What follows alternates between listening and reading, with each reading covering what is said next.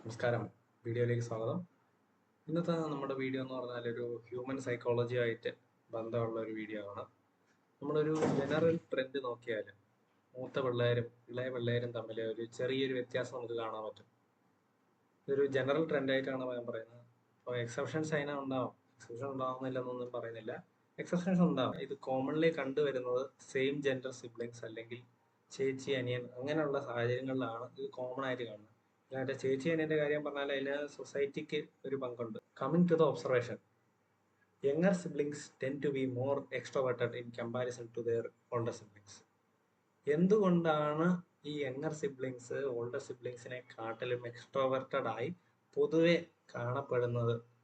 അതിന്റെ റീസൺ ആണ് ഇതിൽ ഏറ്റവും ഇൻട്രസ്റ്റിംഗ് ആയിട്ടുള്ള കാര്യം. നിങ്ങൾ ഒന്ന് ആലോചിച്ച് നോക്കിയേ, മൂത്ത കുട്ടികൾ ഉണ്ടായിരുന്ന സമയത്ത് അഥവാ മൂത്ത കുട്ടികൾ ഉണ്ടായപ്പോൾ അവരെ ആദ്യ കുറച്ച് വർഷങ്ങൾ പേരൻസ് അവരെ മാത്രം ശ്രദ്ധിച്ച് അവരെ വളർത്തിയപ്പോൾ പേരൻസിന് അതിനു മുമ്പ് പേരന്റിങ്ങിനെ കുറിച്ച് വലിയ എക്സ്പീരിയൻസുകളൊന്നുമില്ല. കുട്ടികളൊക്കെയുള്ള വേറെ പല ആൾക്കാരെ അവർ കണ്ടിട്ടുള്ളതല്ലാതെ നേരിട്ടൊരു പേരന്റ് ആയ ഒരു എക്സ്പീരിയൻസോ കാര്യങ്ങളോ മിക്ക പേരൻസിനും ഇല്ല. പേരൻസ് ആദ്യം ഉണ്ടാകുന്ന കുട്ടിയോട് ഓവറായിട്ടൊരു പ്രൊട്ടക്റ്റീവ് ആയിട്ടുള്ള ഒരു നേച്ചർ കാണിക്കാനുള്ള സാധ്യത ഭയങ്കര കൂടുതലാണ്.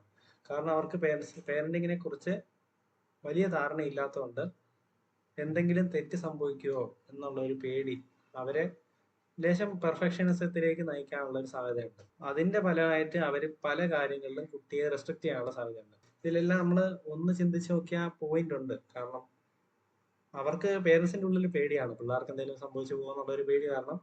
അതുകൊണ്ടാണ് പേരൻസ് ഇങ്ങനെ ചെയ്യുന്നത്. അപ്പം പേരൻസിനെ നമ്മൾ കുറ്റപ്പെടുത്താൻ പാടില്ല. കാരണം അവർ ആദ്യമായിട്ട് പേരന്റിങ് ആയതാ, ആദ്യമായിട്ട് പേരന്റ് ആയതാ അവർ. അപ്പം അങ്ങനെയുള്ള ഒരു ബാക്ക്ഗ്രൗണ്ടിൽ നിന്ന് വേണം നമ്മൾ ഈ ഒരു വിഷയനെ അപ്രോച്ച് ചെയ്യാൻ വേണ്ടിയിട്ട്. സോ കുട്ടികൾക്ക് എത്രമാത്രം ഫ്രീഡം കൊടുക്കണം, എത്ര ഫ്രീഡം ആണ് കൂടുതൽ ഫ്രീഡം ആവുന്നത് എന്നതിനെ കുറിച്ച് വലിയൊരു ഐഡിയ ഇല്ലാത്തതുകൊണ്ട് ആദ്യമായിട്ട് പേരന്റ് ആവുന്ന ആൾക്കാരെല്ലാം പൊതുവെ കുറെ റെസ്ട്രിക്ഷൻസ് ഒക്കെ കൊടുത്ത് വളർത്താനുള്ള ഒരു സാധ്യതയാണ് ഉള്ളത്. പിന്നീട് കുട്ടികൾ ഉണ്ടാകുമ്പോഴത്തേക്കും ഈ ഒരു എക്സ്പീരിയൻസിൽ നിന്നും അവർ അറിഞ്ഞോ അറിയാതെയോ അവരുടെ പേരന്റെങ്കിലും മാറ്റം വരുത്തും.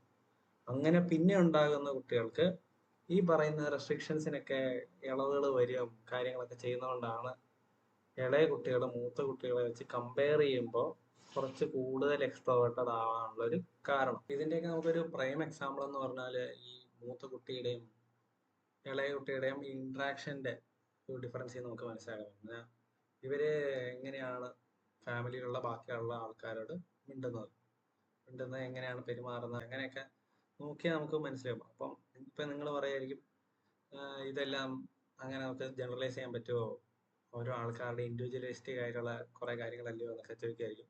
പക്ഷെ അത് എങ്ങനെയാ ഇൻഡിവിജ്വൽ ആയിട്ടുള്ള കുറെ കാര്യങ്ങളൊക്കെ ഉണ്ടാവുന്നത്? അതെല്ലാം സറൗണ്ടിങ്ങിൽ നിന്നും കുട്ടി കുട്ടി എന്ന് പറഞ്ഞാല് സറൗണ്ടിങ്ങിൽ നിന്നും കുട്ടിയെ അട്രാക്ട് ചെയ്യുന്ന കാര്യങ്ങളെല്ലാം സ്വീകരിക്കും. അങ്ങനെയാണ് എല്ലാ കുട്ടികളും വളർന്നു വരുന്നത്. ഇപ്പൊ ഞാനായാലും നിങ്ങളായാലും എല്ലാവരും അങ്ങനെയാണ് വളർന്നു വന്നിട്ടുള്ളത്. അപ്പം പേരൻസ് കുട്ടിയെ വളർത്തുന്ന ആ ആദ്യത്തെ കുറച്ച് വർഷങ്ങൾ, പിന്നീടുള്ള കുറച്ച് വർഷങ്ങൾ, ഈ ഒരു ഡെവലപ്മെന്റൽ ഫേസ്, ആ 10 വയസ്സ് വരെയുള്ള കാര്യങ്ങൾ അല്ലെങ്കിൽ 12 വയസ്സുള്ള ഒരു കാര്യങ്ങളൊക്കെ എന്ന് പറഞ്ഞാല് ആ കുട്ടിയുടെ ക്യാരക്ടറിനെ തന്നെ ഫണ്ടമെന്റലായിട്ട് ബാധിക്കാൻ